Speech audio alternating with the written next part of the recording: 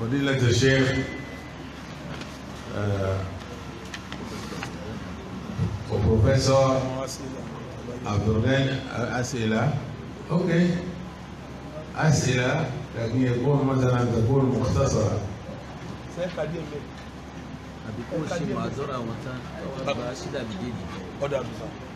Ẹgbẹ́ wọn parí mọ̀hádọ́rà àwọn pòfẹ́sọ̀ wa Abdulghani Akorede kí wọ́n sì parí mọ̀hádọ́rà wọn. Ẹ má ti parí mọ̀hádọ́rà wọn, a wà gba ìdámàṣe pé a wà gba sílẹ̀ àti ètò bá jẹyọ níbi mọ̀hádọ́rà ti ṣe òwò àdékùnlá ìṣàfi àti tó bá jẹyọ níbi mọ̀hádọ́rà ti dọ́kítọ̀rù wa pòfẹ́sọ̀ wa Akorede Abdulghani Akorede. Tí a fẹ́ bá sọ̀rọ̀ lórí náà ó yẹ kó ti yẹyìn ó ní al-mukawwinatu allati tu'idu lil-ummati al-islamiyya majdaha wa karamataha wa riyadataha min jami'il majalat. nítorí pítẹ̀ al-mukawwinatu allati tu'idu lil-ummati al-islamiyyati majdaha wa karamataha wa riyadataha min jami'il wujuhi wal majalat. Àwọn dọ́kítọ̀rù wa Akorede, pòfẹ́sọ̀ wa Akorede wọ́n ṣe ẹni tí àwọn òbí ní wọ́n kìí ṣe àìmọ̀kọ́lùkù púpọ̀ láti mọ̀ wọ́n. Wọ́n lè ti ṣe wàhálà oríṣiríṣi nípa Islam. So ìpínlẹ̀ ìyàtọ̀ wọn kọ́ lọ bíbá àádọ́ra wọn. Kí àwọn pòfẹ́sọ̀ wa tó dé على لسان الشيخ فضيلة الشيخ عمران عبد المجيد عليها نرحب بالشيخ جمال من جمهورية بنين. I recognize the presence of our Sheikh Wadamala láti Republic of Benin. Àní kí ẹ máa wọlé kí ẹ máa rọra alẹ́ wàsálà àti Mr. Abdulaziz Abdulgani láti Lagos State Secretariat Mosque General Secretary ESCO. I recognize the presence of you. Ahlan wa sahlan wa marhaban bikum.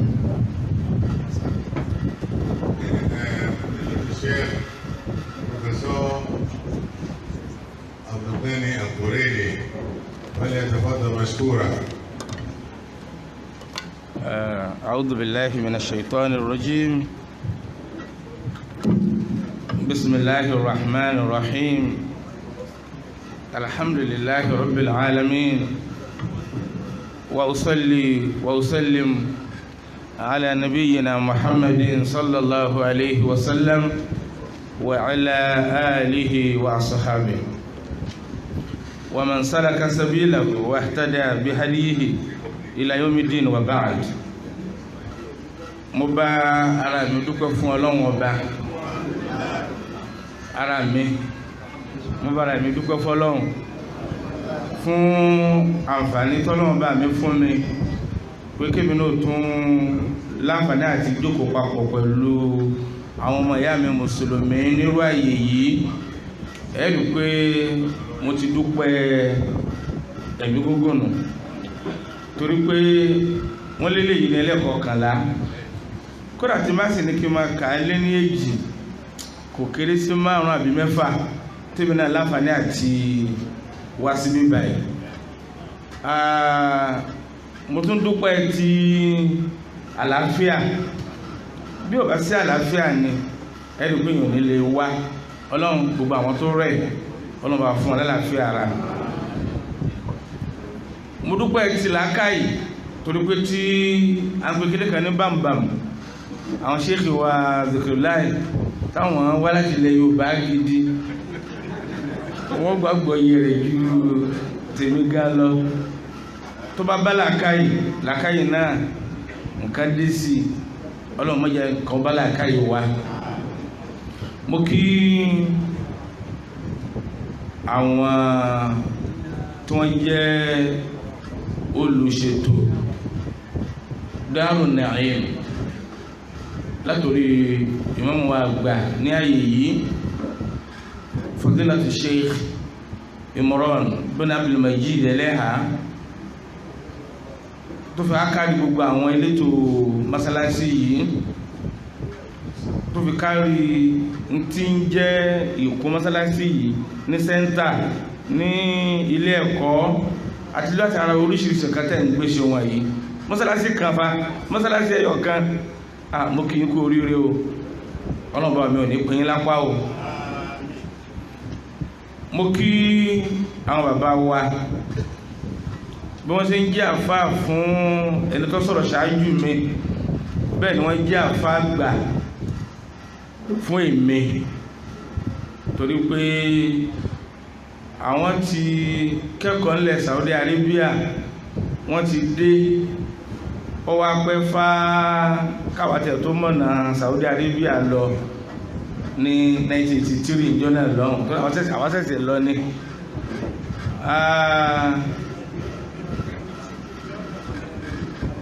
mo kí mọ́sálásí wọn mo kí àwọn àlùfáà wa ní kàlẹ̀ gbogbo àwọn dókítà wa Sirajuddin bin Bilal al-Asra bẹ́ẹ̀ náà làwọn àfáà wa kó ló fi lórí àwọn àjòjì tí wọ́n jáláwọ̀ funfun alladhina tajashamu ana as-safar min dawlati Misr al-habiba wa hayyukuma tahiyatan tayyiban 'atira mo kí gbogbo alápapọ̀ assalamu alaikum wa rahmatullahi wa barakatuh. dídúró mi báyìí lónìí mo wá pé kí mi náà wá gbọ́ ìdánilẹ́kọ̀ọ́ ni tó bá wọnú òwe láwọn tàbá láǹfààní àti níwèé lọ́wọ́ ẹni pé kò sórúkọ mi ń bẹ̀. àmọ́ ìjókòó yìí jẹ́ torí pé ìjókòó yìí jẹ́ ìjókòó tí mo rí sí gẹ́gẹ́ bí ìjókòó alálùbáríkà èyí tó jẹ́ wípé báwọn ṣe ń ṣe ní Darul Naim yìí táwọn náà bá ń ṣe bẹ́ẹ̀ láwọn àyè kọ̀ọ̀kan àgbóyé ẹ̀sìn ìmọ́lẹ̀ rẹ̀ yóò túbọ̀ mọ̀ tàn sáwọn èèyàn lọ́kàn. ìgbà tí mo wá ń palẹ̀ mọ́ àti ṣèrìn àjò torí láti Ìlọrin téèyàn ti wá sí Èkó ìlú òkè ní o kò ó jìnà o kọ́lọ̀kọ́jọ kó gbà lẹ́sìn fún gbogbo alápapọ̀ láwọn ṣéèkì wa ránṣẹ́ sí mi ṣéèkì wa Imran Abdulmajid Eleha wípé ẹni tí wọ́n pèlẹ̀ pé aṣáájú tèmi náà jẹ́ Sa'adatu Dr. Mustapha bùnú Ibrahim adé lọ́dún bọ̀tọ́ wọn gé kúrú sí adé wọn láǹfààní àti lè wá fún ìdí kàtàbó mi pé kí n wá ṣojú wọn kí n sọ gbólóhùn méjì ìyẹn ló fa ìwásí báyìí mi lónìí ìyẹn ni pé dúdúró báyìí mi lónìí. kókó ọ̀rọ̀ tó ní kí n sọ̀rọ̀ lé lórí tí wọ́n fún àlùfáà mi yẹn wọ́n ní òun náà ni al-mukawwinat allati tu'idu lil ummati al-islamiyyati majdaha wa riyadataha. a ti gbọ́n tó pọ̀ láti ìgbà tá a ti bẹ̀rẹ̀ ètò yìí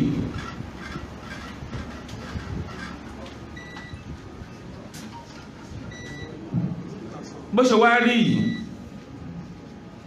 tá a gbọ́n tó pọ̀ yìí báwo la ṣe lè dá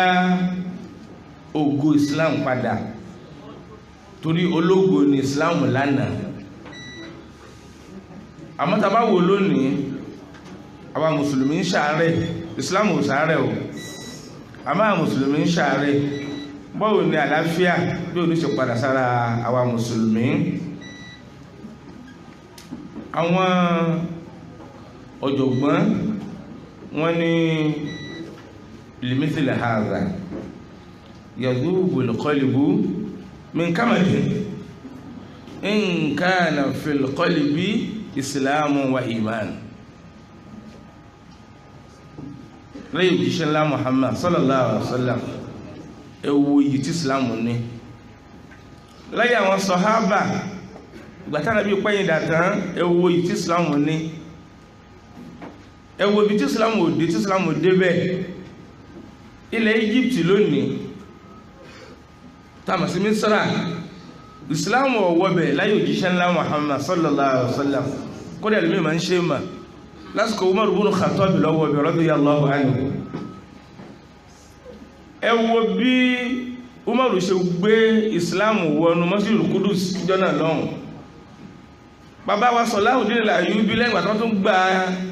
àyè yìí láyé wọn tó gbà lọ́wọ́ mùsùlùmí bàbá yìí tún wọbẹ̀ padà ó gbà fún mùsùlùmí. iyì oríṣiríṣi àpọ́nlé oríṣiríṣi ẹ ti gbọ́n tó pọ̀ láti jẹ́ òní nípa àná Islam. Tánà Islam bá rí báyìí tóní rẹ̀ wá rí báyìí ṣẹ́rí pé ọ̀rọ̀ náà lágbára. Tẹ́yìn bá gbọ́ ìtàn ìpà nínú ilé àwọn o bàbá àwọn kan tí Ọlọ́run pé kí wọ́n rí gbèsè rèé, ó wá wọra rẹ̀ wá rí pé tí bàbá rẹ̀ bá ń jẹ́ Adégòkè tí wọ́n ti ẹ̀ gòkè tí wò rí àpótí gùn, ó yẹ tó bá jẹ́ ọmọ tó dáa, ó yẹ kí inú rẹ̀ ó bàjẹ́. Àfáà ní gbogbo ń tá gbọ́ ìpátá yadhubul qalbu min kamadin, ìbànújẹ́ ni o, ahamman wa gam, ìbànújẹ́ gidi ni. Ó wá ní in kana fil qalbi islamun wa iman, ìyẹn tó bá sì wípé ìsìláàmù yé wa sí, ìmánì sì ń wà lọ́kàn wa. Inú mi dùn pé gbogbo àtàmì ìpátá mùsùlùmí ni wà, alhamdulillahi rabbil alamin, mùmínì ni wá pẹ̀lú ògo Ọlọ́run. Ìgbà táwọn aṣáájú mi tán sọ̀rọ̀ ṣáájú mi ń sọ̀rọ̀ lẹ́ẹ̀kan kò tán fẹ́ parí ẹ̀ pẹ̀lú pé kókó ọ̀rọ̀ yìí náà ni wọ́n mú sọ ìpè tabanitọ̀ àná rèé o, nǹkan kan ni wọ́n sì ṣe tánà fi dáa tó fi dùn tó fi ṣe wí. Tọ́mọ bá dáa ṣùgbọ́n tóbi rẹ̀ bá dáa jù lọ tí bá ń sọ pé bàbá àwọn bó ṣe rí nì, kódà ilé báyìí náà ti bí òun, bí ìyá àwọn ṣe rí rè, yóò tó wájú ọmọ tó dáa yóò gbìyànjú kó ṣiṣẹ́ kó bá àwọn òbí ìbí ọ̀bàtà lè ṣe jù wọn lọ. Ó yẹ kí ìsìláàmù wa ká gba ògo tí wọ́n ti gbà lọ́wọ́ wa ká gbà padà, bá àbá rí ṣe jù àwọn tó ṣáájú lọ ká sì ṣe kó tó wọn. Ẹ̀yẹ ló sìn Ọlọ́run, èyí tí ń jẹ́ nǹkan àkọ́kọ́ èyí tí a ṣe tí a fi dá iyì ìsìláàmù padà sí ààyè rẹ̀, òun náà ni tasihihul aqida, ká tún ìgbàgbọ́ wa ṣe o. Aqida gbólóhùn tí wọ́n ń rún àwọn kan nínú ọ̀nà àwọn alákìdá àwọn fẹ́ gbọ́ àkìdá, ọ̀fẹ́ gbọ́ ìsìláàmù nù. Tabadẹ̀ wo tí ń jẹ́ àkìdá nílẹ̀ Yorùbá pàápàá jùlọ láwùjọ ti wá yìí nílẹ̀ Yorùbá tá a ti ń sọ Yorùbá yìí, a ó rí pé àkìdá wa mẹ́hẹ̀ púpọ̀. Àwọn tí sì ń ran àkìdá tó bàjẹ́ lọ́wọ́ àwọn ni wọ́n pọ̀ jù.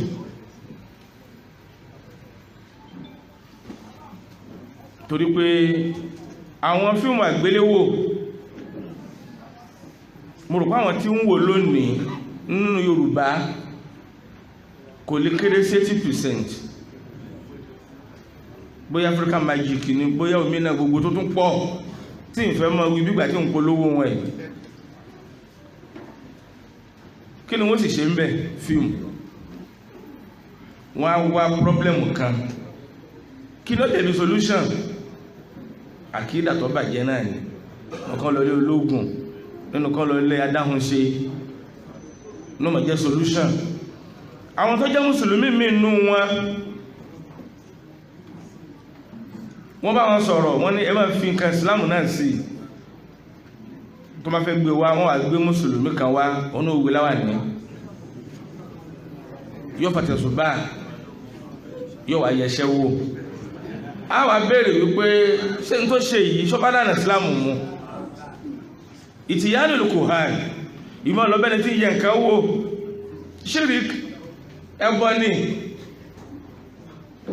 Lọ́pọ̀lọpọ̀ ibi tó ọ̀pọ̀lọpọ̀ wá ti kéwú gbangba láti ń sọ yìí, ó wà náà àwọn kan tí ìyẹn máa ké mọ́ kéwú. Bẹ́ẹ̀ bá kéwú tán kíláàsì, ẹni wíwẹ̀ kan pè ní kúndí fáfà ní àwọn tí wọ́n lọ́lé kéwú. Kúndí la máa pè.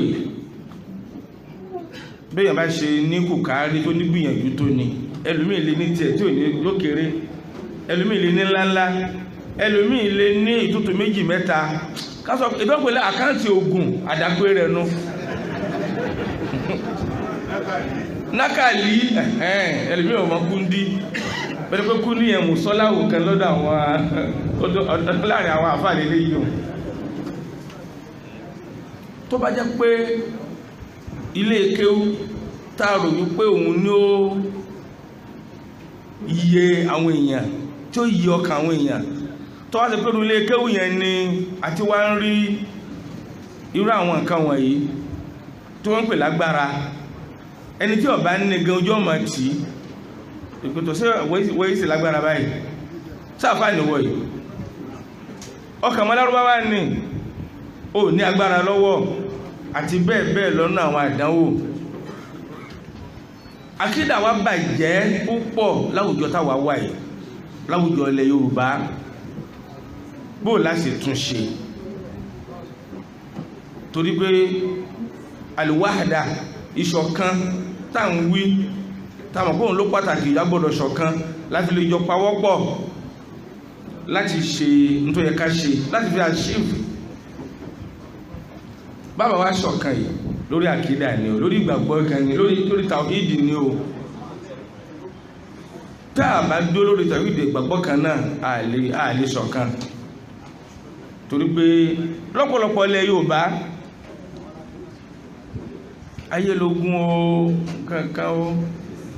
ntọ́nà bá fẹ́ ṣe ní àárọ̀ ọmọ ànábì Ádámù ọ̀sọ́ di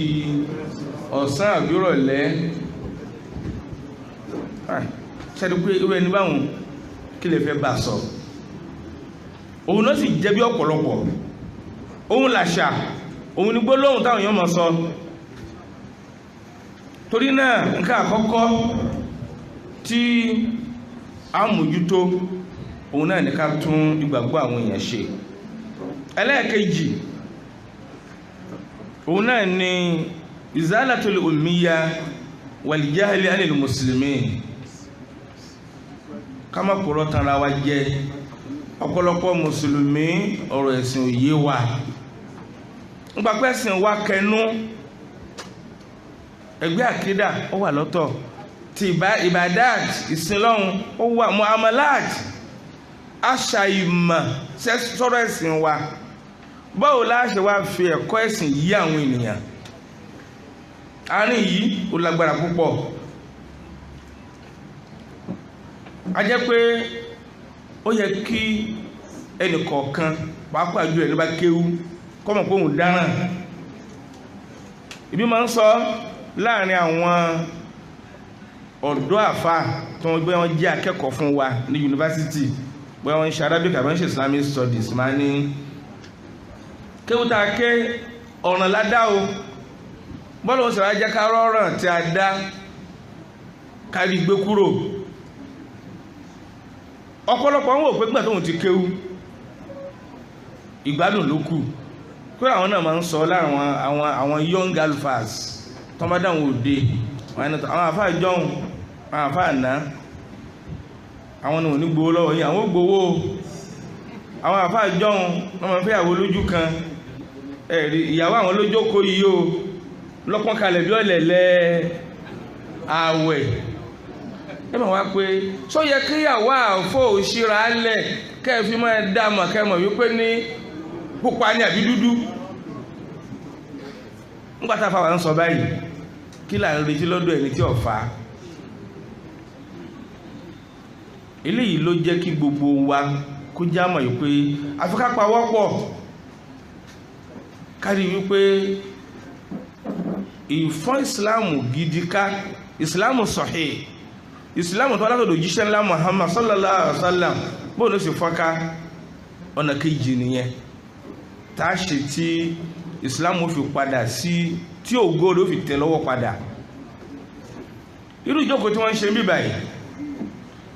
wáyù lọ́wọ́ fún ọ̀nà kan ni láti create awareness ẹnu ìgbà tó bẹ̀rẹ̀ ọ̀rọ̀ yìí nìsín ní ọdún yìí kókó ọ̀rọ̀ yìí ẹ rí pé ọ̀pọ̀lọpọ̀ wa láòdórí kò rò pé nǹkan ṣe mùsùlùmí lóòótọ́ o ṣẹ́mà tí aláàárẹ̀ ọ̀bá mọ̀ pé ó rẹ̀ wọn tí bá fún lóògùn kò ní lò kò sì ní appreciate ẹ̀ àmọ́ tó bá mọ̀ pé ó rẹ̀ wọn ẹ wá lè sọ pé tọ̀ lò ó òun gẹ́gẹ́ sọ pé ogun olóhùn wà lò sí creation of awareness káwọn èèyàn kí wọ́n mọ̀ pé àrùn ń ṣe mùsùlùmí a nídìí kí a jẹ́ káwọn èèyàn gbọ́. Lẹ́ẹ̀kan sí mo tún yin àbí mo yẹ ṣe yíyan ní kéèyàn comment mo ń comment Daaru Naim lórí iṣẹ́ ribiribi tí wọ́n ń ṣe yìí. Wọ́n tún wájọ́ jẹ́jọ́ méjì nìkan mọ́ ọlọ́jọ́ gbọ́ọ̀rọ̀ ọjọ́ mélòó ọjọ́ mẹ́wàá. Ọlọ́run mọ̀ kún yín lápá o, Ọlọ́run mọ̀ ràn yín lọ́wọ́ o. Ẹ̀dá kan ẹjọ́ mọ́ lọ bẹ́ẹ̀ bí àṣà fáwa kan ẹjọ́ mọ́ lọ bẹ́ẹ̀. Ẹ má wo ti ẹni tí òun fojú mi wò ẹjẹ́ wí báwọn. Bó sì yàn kan ló bá wá sí bíbáyìí tí yẹn jọ jókòó tí yẹn jọ gbọ́ ọ̀rọ̀ nípa ẹ̀sìn wa tóun náà tún mú lọ ó ń dínkù náà nìyẹn.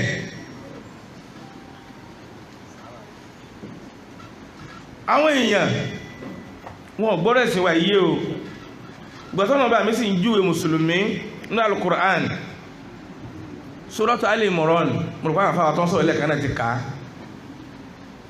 ní àyà 115 Suratu Ali Imran tọ́lọ̀ ní kuntum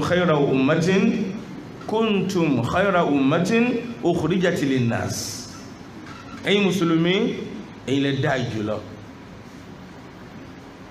Kí lẹ fi wá dáa nǹkan bẹ́ẹ̀ tẹ̀ta yẹn náà ni tùmínú kí ni alákọ̀ọ́kọ́ ta'muruna bil ma'ruf ẹ máa pàṣẹ dáadáa wa tanahawna 'anil munkar ẹ jẹ́ kọ́ mọ́ tó dáa wọ́n mọ̀ ṣe kọ́ mọ́ tí ò dáa kí wọ́n jìnà sí.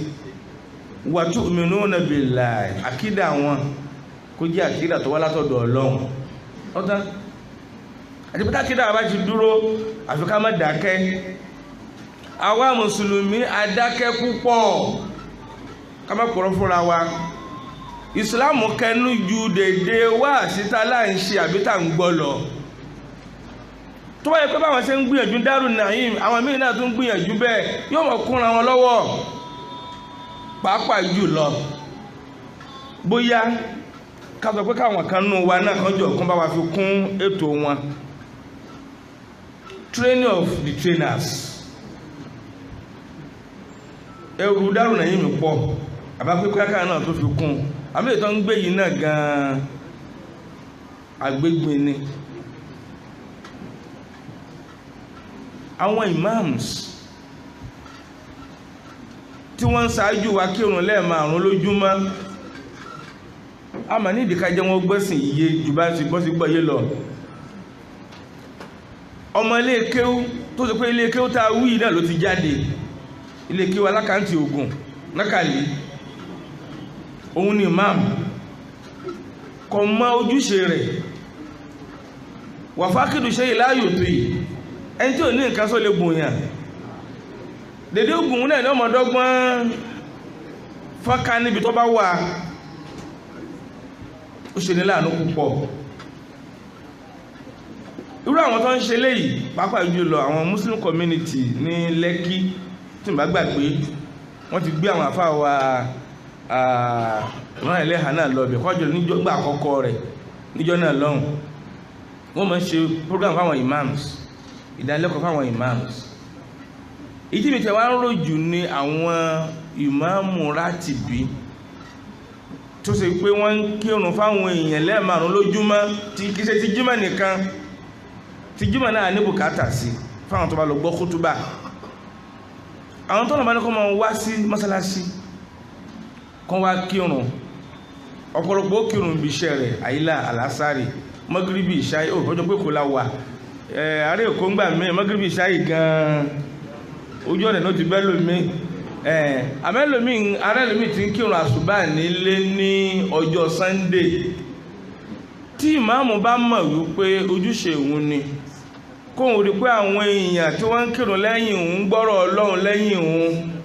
ó ní bá ṣe dáa tó à ń sálámà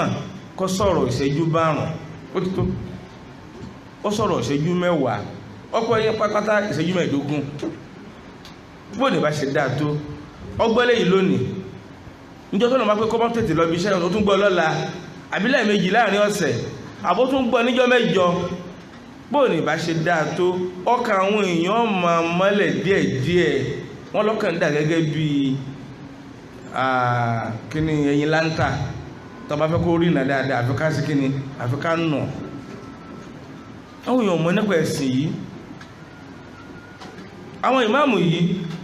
dípò kí wọ́n lo àǹfààní yìí orí ń ta bá náà ní pé ká ṣàdúrà fún màmá alákàrà, bàbá tí ń lọ sí tí lọ rajà níbi báyìí báyìí kọ́lọ̀ nǹkan máa sọ́lá àtàbọ̀ rẹ̀ nítòsí jẹ́ òun náà máa ṣàdúrà fún ni pé òun ní máa mú owó wá. Ìmáàmù yóò gba owó oṣù kan òróṣù kan tí àwọn jàmọ́ òrówó oṣù fún òun náà sá sì jẹun. So nǹkan tí ń ṣe wá pọ̀ o, but kárí pé báwo la ṣe ṣe training fáwọn imams pàápàá jùlọ àwọn ìmáàmù mọ́sálásí rántí bí tán kírun wákàtí márààrún tọ́lọ́hun fi lò wọ́n láǹfààní tó láwọn náà tún súnmọ́ àwọn jàmáà púpọ̀ jù tó mọ̀ ṣìdálẹ́kọ̀ọ́ fún wọn tó mọ̀ pàtàkì pé lójúmọ́ kan àfi káwọn sọ̀rọ̀ Ọlọ́run fáwọn jàmáà wọn. Eléyìí ọmọ jẹ́ ìrànlọ́wọ́. Ẹlẹ́kẹta nínú ọ̀nà tí a tún lè gbà òun náà ni izalatul ummiya yẹn wal jahl anil muslimin, yíyọ àìkòmọ́kọ̀mọ́kà fún mùsùlùmí àtàìkòmọ́ nípa ẹ̀sìn. A darí ẹ̀ sáwọn ilékéwú wa bọ́dẹ̀ pé nítorí ilékéwú pọ̀ púpọ̀. Al-madarisul arabiyya, àwọn ilé ẹ̀kọ́ lárúbáwá wa tààmà sí ilékéwú, iṣẹ́ gidi wà lọ́wọ́ wọn láti ṣe. Torí ẹni tó bá wá sí ilékéwú yìí, mo mọ̀ pé nílẹ̀ Yorùbá yìí tàbí ní káàkiri gbogbo ilẹ̀ Yorùbá, àwọn ìpínlẹ̀ tó wà ní tó jẹ́ ilẹ̀ Yorùbá, wọ́n jẹ́ àmọ̀ wípé àwọn tí ń sọ Yorùbá ò dínkù sí 30 million lónìí nínú ká Nàìjíríà. Ọlọ́run ló àmọ́ iye thousands tí ń jáde láwọn ilékéwú thanawi láwọn ilékéwú káàkiri. Tó bá wá jáde kí ni wọ́n máa ṣe? Nínú wọn náà ni wọ́n jẹ́ missionaries fáwọn dínú káàkiri. Nínú wọn náà ni wọ́n padà ń tún tẹ̀síwájú tó lọ kẹ́kọ̀ọ́ láwọn universities. Ṣùgbọ́n ìpìlẹ̀ yẹn ó ti wọ́ fẹ́ lòmíì. Tí ìpìlẹ̀ bá sì wọ́ gbogbo táwọn ọmọ lé lórí bò ní ó ṣe rí. Yorùbá lọ wọ́n bọ̀ wọ́n lókèlè ń wo ẹ̀wò ìsàlẹ̀ nígbà tó rẹ́ni tó tẹ́rù rẹ̀ wọ́ tí ń samókùn. Ìpìlẹ̀ yẹn ò dó dáadáa. Báwo la ṣe rí pé àwọn ilé ẹ̀kọ́ wa tó jẹ́ ilé ẹ̀kọ́ Arabic and Islamic Studies ilé kéwú a jẹ́ kí wọ́n ní ìpìlẹ̀ lórí nítàgbé ní Islam sahih, Islam tó jíṣẹ́ lá Muhammad mú wá sallallahu alaihi wasallam. Tí ó bá fi rí báwọn nǹkan ṣe wá. Mo láǹfààní àti ṣèrìn àjò ńjọ́ kan ilẹ̀ wá ṣú ojú tó bí aago 8 ti kọjá. Mi ò fẹ́ dákọ̀ ibi tí mo lọ, ṣùgbọ́n kìí ṣe ìlú tí mo ti wá, ọ̀nà jìn. Àwa wò pé bó la ṣe báyìí, aago 8 ti kọjá, òjò wá ń rọ̀ tó pọ̀. àìlédèlú wa nílọrin, kódà ká bá tẹ̀síwájú rìn kọ́mọ́ sójò àìlédọ̀hún kágbò kan òrófìlú níbi tó jìnà dé. Àti wá dìsáìdì wípé a sùn ìlú tó bá kàn tàbá dé, but òjò yóò dúró. Ìmọ̀ dráìfù ní òjò gbogbo náà mọ ìdíwọ́ tó wà ń bẹ̀. Asápadà rírìn díẹ̀ rìn akàn ìlú kékeré kan. Ìwátá dé ìlú yìí Ọlọ́run ti àríyá kan lọ́ọ̀kan. Apẹ́pẹ́pẹ́ bí táwọn páàkì sí pé kójò dáká fi mọ́kòríbójò, but later apadà wọnú òjò alọ́báyà yìí. Ẹjọ́ màmá mùsùlùmí ni wá, Ọlọ́run tẹ̀tí rí ní ojú rápẹ̀rẹ̀ rẹ̀ lára yìí. A ní ilé ìmáàmù la béèrè nílùú yìí. Ìyá yẹn ní kírísítẹ̀nì lòun, òun ìṣe mùsùlùmí, àmọ́ òun mọ̀ nípa àwọn mùsùlùmí. Ó ní mùsùlùmí ọlẹ́ni tó jẹ́ ìmáàmù, ó ní àgbà ti dé sí wọn. Kódà bàbá yẹn ti ń jarán, ìmọ̀ bá ṣe ń pe arán lẹ́kọ̀ọ́ wọ́n gbọ́ ṣe tó bá ń sọ irú ní bàbá ìmọ̀ ọmọ sọ. Ìyàwó náà ní sọ bẹ́ẹ̀ o. Ó ní ṣùgbọ́n ọ̀dọ́ kan wà, òun mọ àfà kan, òun ní gbẹ́sẹ̀ ìmáàmù ṣe. Ọlọ́run bá ní pé kọ́mọ òun yìí kó mú wa lọ bí ṣùgbọ́n ayé ti le so ó ṣàjúwe aṣáàdì Ọlọ́run pé káwọ̀ àbá lọ sílé ìmáàmù. Nígbà tá a débẹ̀ ìmáàmù yìí bá ṣe wọnú sitting room ẹ̀ báyìí abáhùn náà tó jókòó àti bí èèyàn méjì fíìmù ni wọ́n ń wò lọ́wọ́. Ẹsẹ̀ ha sẹ́yìn náà èwò lẹ́yìn fíìmù yẹn ibi tó wá bá dé gangan òun ni bí ẹlẹ́bọ níbi tó kọ́mọ̀ náà nìyẹn pé agbára ẹjọ́ ẹgbà kíní yẹn lọ gbé sí oríta nǹkankan. Inú wa bàjẹ́ àwa sì júwe ẹnu ọ̀nà tá gbà wọlé abá ẹrù lẹ́nu ọ̀nà èyí tí ń kán tó bí òrù mọ́rù lẹ́kọ̀ọ́ wọ́n mọ́rù kòkò ìgbálẹ̀ eegun màlú àtoríṣiríṣi ẹrù ó pẹ́nà ọ̀nà ó di méjì. Ẹlẹ́ẹ̀kẹta àfáà yìí bó ń tán pè ní ara ó bóra látòkè délẹ̀ ní kẹ́mọ́ fọ̀rọ̀ gùn àfáà yìí ṣe wá lálejò Ọlọ́run kó bá sánlẹ̀sàn dáadáa kó bá túnṣe sí dáadáa ti gbogbo àwọn tó bá jẹ mọ́rú wọn. Ilẹ̀ wa mọ́ alọ́kírun àsùbá ní mọ́sálásí. Àwọn méjìlá wa tí mo sọ pé àṣìrìn àjò yìí ìmáàmù yẹn àtọmọ kéwù rẹ̀ kan àti bàbá arúgbó kan ajá márùn àwàlá kíjà máa àsùbá ní ìlú yẹn mọ́sálásí jímọ̀. Bá ṣe wá ń sálámà bàbá tó jẹ́ ẹnì karùn-ún yẹn ọwà ní àpòhùn sí rí yín onírìnàjò ní yín kódà nínú wa náà wọ́n ní ká kírun ó ní ẹ bá lọ ṣàdúrà fún ìmáàmù yìí sọmọ ìlú yìí ó dákọ̀lú tó ti wá bọ́tí ní dákọ̀ ẹ̀mí báyìí ibi tó ti wá ó jìnà àmúdúró ti wá ń lú yìí bí ó bá sí rẹ̀ ní lẹ́yìn Ọlọ́run ìsìláàmù ti ń sunkún lọ àwọn bàbá ní ọmọ òun tọ́rọ̀ ń bùn wọ́n pọ̀ díẹ̀ méjì ní wọ́n ti di kírísítẹ́nì ó ní tàlẹ́ rí mọ́sálásí nìsín àsùbá àwa ṣàdúrà fáfá yìí ọ̀pọ̀lọpọ̀ wa labanújẹ́ níjókòó yẹn wípé afá àtọ́lá kìí lára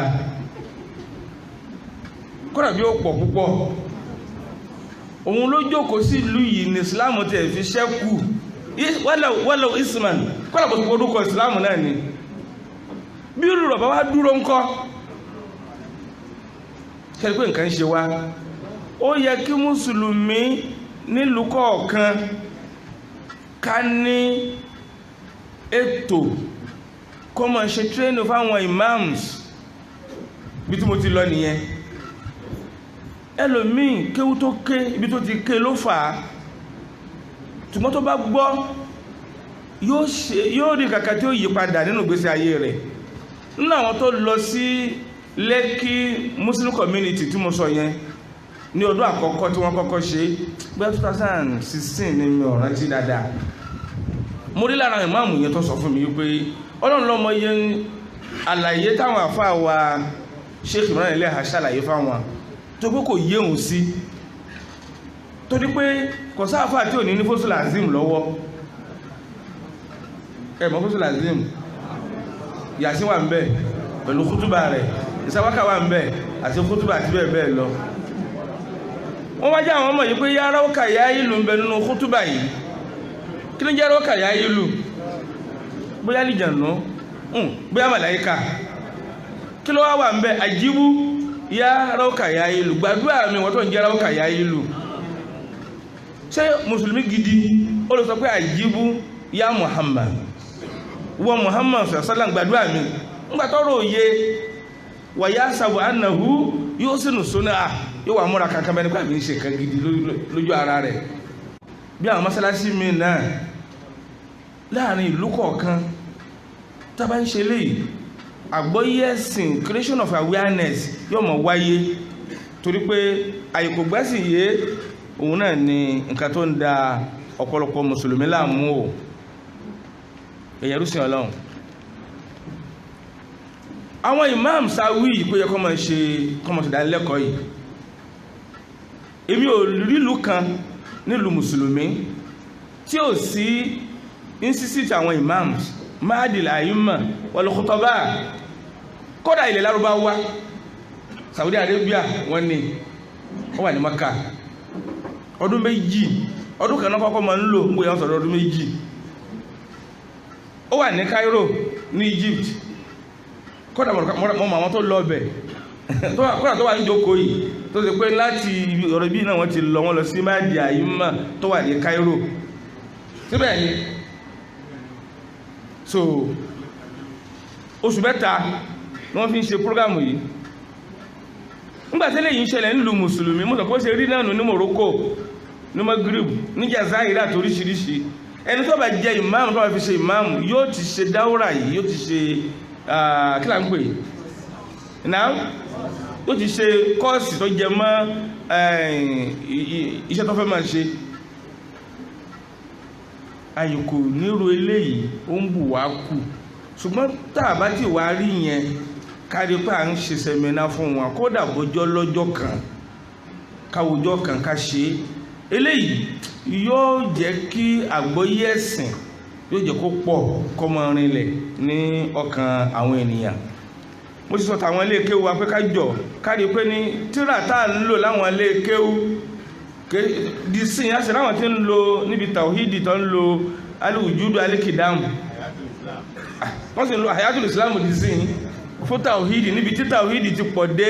tí tàwíìdì kìtàbù tàwíìdì tó ti wà káàkiri dé so gbogbo eléyìí ó ń jẹ́ ìṣòro tó jẹ́ pé ó ń fa káwọn tó jẹ́ àlùfáà torí ọmọ kéwú lónìí àwọn làfáà lọ́la kò jẹ́ kí wọ́n láǹfààní àti mọ ojúṣe wọn ní al-Qur'an Suratul Anbiya àyà 107 ọlọ́run wa ma arsalnaka illa rahmatan lil alamin a ní gbogbo ayé lọ́lọ́run náà òjíṣẹ́ ńlá Muhammad sí sallallahu alaihi wasallam tó bá rí bẹ́ẹ̀ ṣé àwọn wáàsí wa ǹjẹ́ ń gbé dé àwọn àyè tó yẹ bí ìbá ṣe rú ètò táwọn dáwùrà ẹ̀mí tún ṣe yẹn wọ́n lọ sí prison láti lọ ṣe wáàsí fáwọn tó wà ń bẹ̀ mustashfa hospital láti pín ẹ̀bùn fún wọn kẹ́lẹ̀ ṣàdúrà fún wọn àwọn àwìkín àwọn táǹpẹ̀ ní handicaps àwọn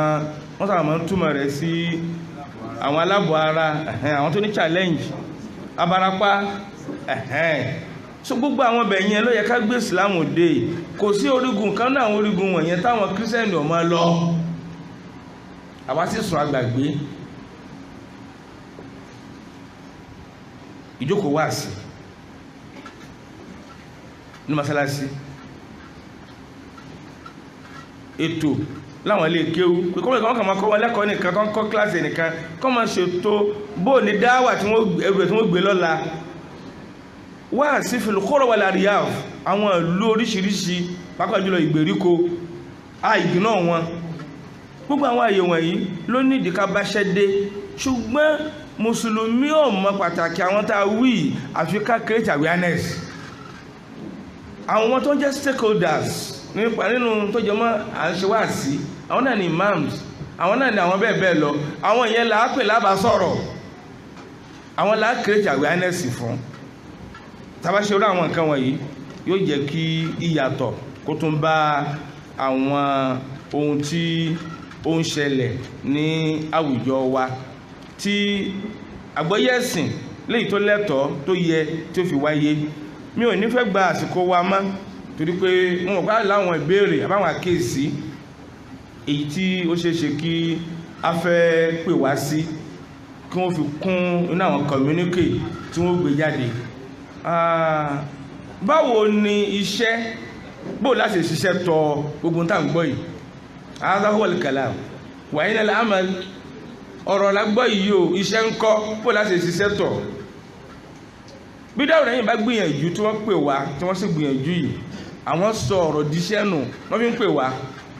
kì bá ti kú láti jọ yìí àwọn gbìyànjú wọ̀nyí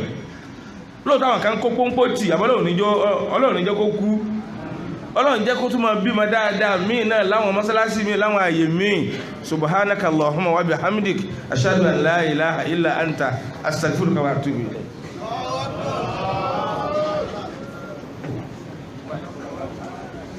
نشكر فضيلة الدكتور البروفيسور الأستاذ عبد الغني الكوريلي على محاضرته القيمة ونسأله تعالى أن يجزيه خير الجزاء. الآن قد حان وقت الصلاة نذهب للصلاة ونعود لمتابعة هذه المحاضرة الأخيرة التي تنتظرنا. نذهب للصلاة ونعود للمحاضرة بعد الصلاة. Naam. وجزاكم الله خيرا. Naam, kí a tó máa lọ ká tó máa jáde gbogbo àwọn afọ́wà tí wọ́n ti dé wọ́n ní kí á kí káàbọ̀ Sheikh Dawood Abdulsalam Igdad wọ́n ní ká kí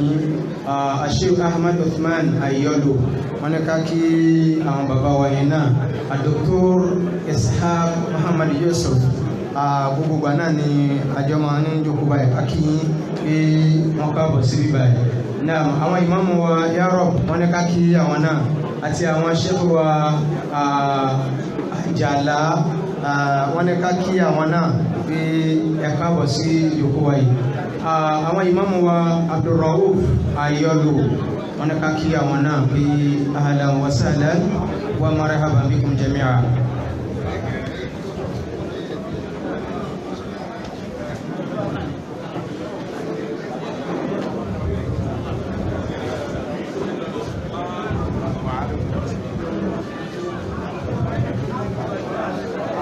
الله أكبر الله أكبر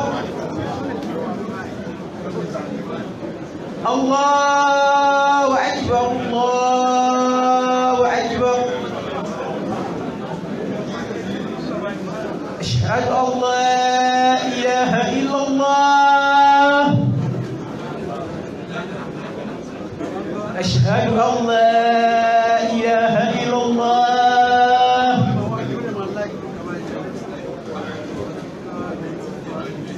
أشهد أن محمدا رسول الله أشهد أن محمدا رسول الله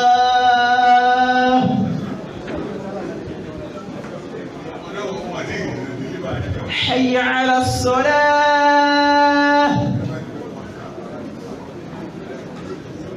حي على الصلاة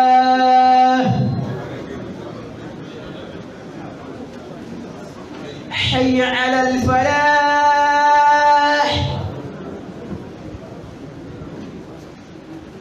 حي على الفلاح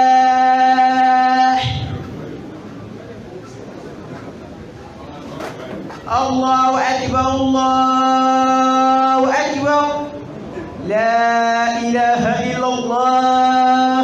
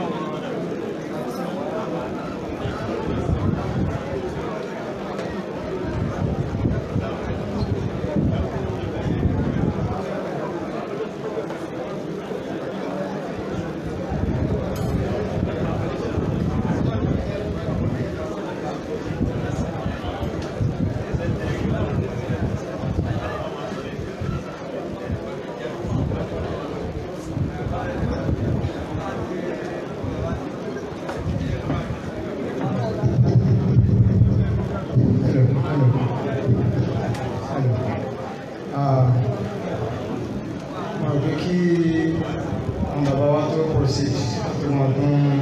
wọn bá ètò lọ gẹ́gẹ́ bí tí àwọn ṣẹ́fì sọ fún wa nígbà tí wọ́n give address wọn nípa magazine tí ó wà nílẹ̀ ọmọdé sí pé yẹn láti di lecture lọ́wọ́ so wọ́n ní kí a sáré sí yẹn láàrin yìí ọdún ní pé ètò ní ọmọ lọ ká má fi yẹn di lecture lọ́wọ́ so magazine tí Darul Naim gbé jáde fún ti sáà yìí gbé àwọn elétò chairman wa Alhaji wa Adeleke wọ́n ní kí wọ́n kó àwọn magazine yẹn wá sí iwájú bí gbogbo wa ní alẹ́tọ̀ láti dá sí ṣùgbọ́n a kàn lè pé àwọn kọ̀ọ̀kan tí wọ́n kọ́kọ́ bá wa lọ́nṣẹ̀ bí a ti ṣe níjẹjọ́ ẹjẹ́ sí pé ọ̀sẹ́ni tí ó lẹ́tọ̀ọ́ láti dá sí ọ̀rọ̀ Darul Naim tí ó dé yìí ìgbà tí a ti ń ṣe bọ̀ láti ọdún kọkànlá sísìn mo rò pé kò sí pé bóyá wọ́n ń pè kí àwọn èèyàn dá sí ìgbà tí ó di ọdún keje sílẹ̀jọ́ ẹ̀yẹ sọ pé tọ̀ ta ló fẹ́ dá sí o so ìgbìyànjú Darul Naim òun náà ni à ń bá bọ̀ láti ọdún kọkànlá so tí a bá wá gbé magazine jáde láti pé kí a ṣàǹfààní àwọn ìdáhùn ìbéèrè àwọn ẹ̀kọ́ ẹ̀sìn tó wà nínú ẹ̀ láti ṣàǹfààní fún wa a láǹfààní nísìn àwọn chairman wa ti wà ń bí ṣùgbọ́n wọ́n ní kí n kọ́kọ́ pé àwọn alhaji wa tí wọ́n ti wà pẹ̀lú wa nísìn alhaji wa easy and quiet wọ́n ní kí ẹ kọ́kọ́ mú lọ sọ́dọ̀ tí wọ́n náà kí wọ́n kọ́kọ́ lọ́ọ̀ṣẹ̀ lẹ́yìn tí wọ́n kí àwọn alhaji wa yárọ̀ kò sígbà tí wọ́n yí dá sọ̀rọ̀ Darul Naim eléyìí náà tó kàn wọ́n nìyí tí àwọn bàbá wa alhaji wa isa nǹkan ìbá ti dá sí tán àwọn alhaji wa yárọ̀ àwọn náà wọ́n lọ́nṣẹ̀ kó tó wá kan alhaji wa àkànní àwọn náà ti wà ní ìjókòó bí lẹ́yìn mẹ́tẹ̀ẹ̀ta yẹn tí wọ́n bá ti lọ́nṣẹ̀ bẹ́yẹn tán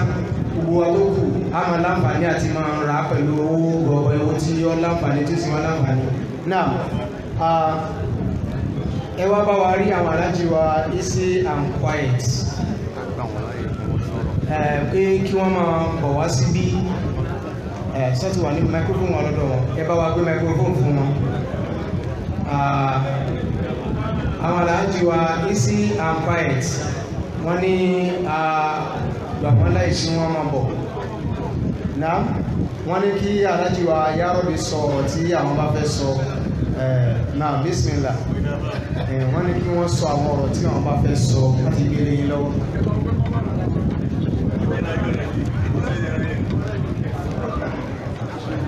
ṣé ẹ máa bọ̀ káwọn èèyàn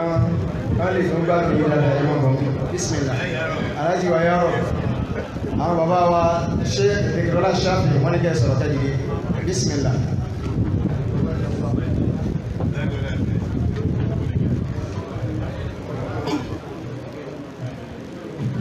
Assalamu alaikum wa rahmatullahi wa barakatuh.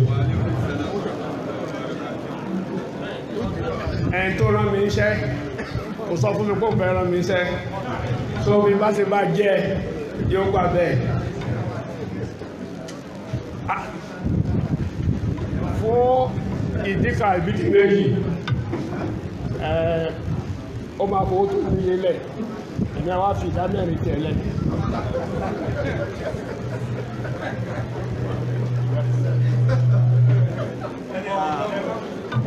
Alhaji wa Easy and Quiet wọ́n ní kẹ́ kọ́kọ́ sọ̀rọ̀ kẹ́bí ọ̀dọ̀ yìí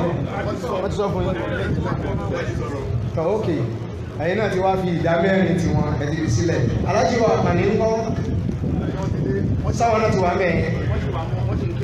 ọ̀dà lẹ́yìn tí àwọn mẹ́tẹ̀ẹ̀ta yìí àwa tó kù tí a wà ń kalẹ̀ tí Ọlọ́run ọba sì tún kẹwàá bó ti kẹwàá yìí ta ni ó síwájú tí ó tẹ̀lé wọn láti bí kálọ̀jì maxine wà yìí ẹ má jẹ́ kó pé ká má dáwọn àgbàlagbà dúró ní ibi ìtafẹ́ sí pọ̀ ta ló tó fẹ́ tẹ̀lé wọn orí dáadáa wà sínú inna Allaha yuhibbul muhsinin ẹ sí dáadáa àwọn tọ́lọ̀ wọn fẹ́ràn tí ma nífẹ̀ẹ́ sí àwọn tí bá ń sí dáadáa so gbogbo wa náà ẹ jẹ́ káwa náà tẹ̀lé àwọn tí ń sí dáadáa bismillah ta ló kù ọya gbogbo wa tá a jòkó yìí náà a ti tó ẹ mẹ́jọ jẹ́ sí pé àwọn mẹ́tẹ̀ẹ̀ta tí a ti pè nínú àwọn àgbàlagbà àwọn bàbá wa yìí nìkan lókù tí wọ́n wà bá wa dá sí. Ọya bismillah. Ọya tàbí ọ̀tẹ̀lé wọn pẹ̀lú owó tí bá ń bẹ lọ́wọ́ rẹ, ẹ jẹ́ kí a fi dá sí. Anfiqu fi sabilillah, ẹ jẹ́ káwa náà dá sí. Now chairman, only at least ó kéré parí ní 500, but àwọn tó bá fẹ́ lunch ẹ̀ wọ́n lè san báyìí lọ, àdí wọn lọ́wọ́. Ó kéré parí ní 500. Bismillah. Ọya àwọn àgbàlagbà wọ́n ní owó 1000 naira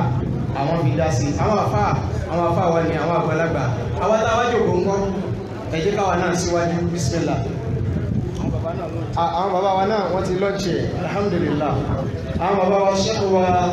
bàbá wa Dhikrullah Shafi'i, àwọn náà ti dá sí pẹ̀lú owó tí ó tóbi, alhamdulillah. Ọlọ́wọ́ bá wa sẹ́yìn lẹ́sẹ̀ lẹ́yìn tí bàbá ṣiṣẹ́, lẹ́yìn tí bàbá sí wàhálà, lẹ́yìn tí bàbá ná mímọ̀, wọ́n tún fi owó dá sí. Àwa tó kù náà ti àjòkó, àtàwátà wà ń ta, àtàwátà wà nínú ilé, ẹ má jọ já sí pé náà tọ́ àwọn bàbá wa iná, bàbá wa Ayọ̀lò, àwọn náà ti dá sí. Àwọn bàbá wa Àjàlá,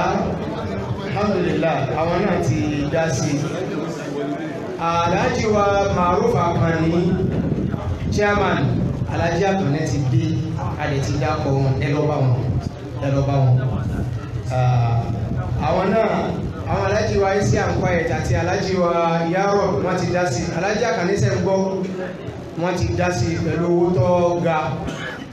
Náà kí láwọn wí? Wọ́n ti sọ̀rọ̀, wọ́n sì wà ń bẹ̀, wọ́n sọ̀rọ̀. Àwa tó kù sáwa náà ti ń dá sí. Àwa tá bá tẹ́ fẹ́ ra ká máa bọ̀ níwájú ká wá gba maxine tiwa o. At least ó kéré jù la pè ní 500 tó wà ń bẹ̀ ó ju 500 lọ. Ìmọ̀, ọgbọ́n, òye tó wà nínú ìwé ó ju 500 lọ. So ẹ jẹ́ káwa náà kí a dá sí kọ́lọ̀nkọ́dá sọ̀rọ̀ ẹni kọ̀ọ̀kan wa. Náà ta ló tó kù? Náà àwọn bàbá wa subhanallah,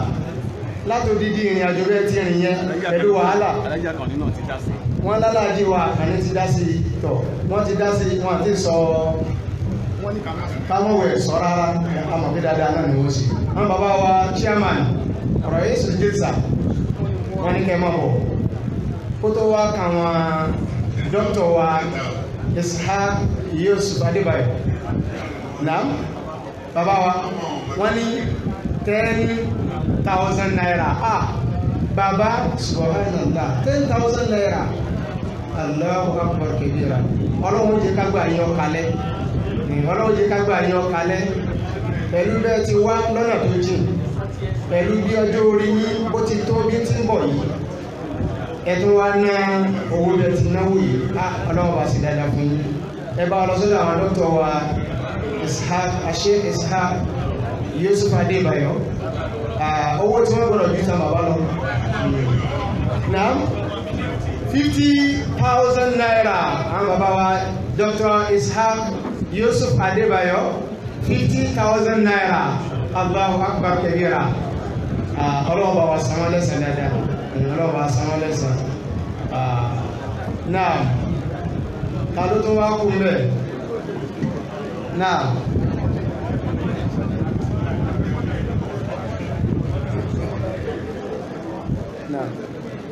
Ta ló tó kú o? Ṣé àwọn èèyàn tí ọ̀rọ̀ àmẹ́ yẹn? Àwọn obìnrin kò ọ̀yọ́ nílẹ̀ wọ́n ti kó tiwọn náà lọ fún wa ń bẹ̀. Kí àwọn obìnrin náà kí wọ́n bá wa ọ̀rọ̀ àti wọn náà lọ́dọ̀ wọn ń bẹ̀. Wọ́n lè aṣọ níta àwọn tí wọ́n bá rí sí báyìí. Náà àárín tí wọn ní tí àwọn náà bá fẹ́ fi dá sí àwa tí a jẹ́ jẹ̀mọ́ ọlọ́kùnrin lóbìnrin àtàwátàwá àti àjòkó tẹ́lẹ̀ àjòkó lábẹ́ tẹ́ǹtì níta, ẹ jẹ́ káwa náà fi tiwa náà kí a dá sí. Àwọn ìmáàmù táwọn náà wà ń bí ọ yẹ kí gbogbo wa náà ní kájọ dá sí. Wọ́n ìmáàmù sí àjòkó síbí, ẹ jẹ́ káwa náà dá sí. Àwọn ọmọlékí àwa jàmá gbogbo wa náà lálẹ́tọ̀ọ́ láti dá sí nígbà táwọn àgbàlagbà tó tó báyìí tí wọ́n bá fi ń dá sí. àwa náà lẹ́tọ̀ọ́ àti ìdásí bí wọ́n ti ń ná mímọ̀ wọn wọ́n tún ná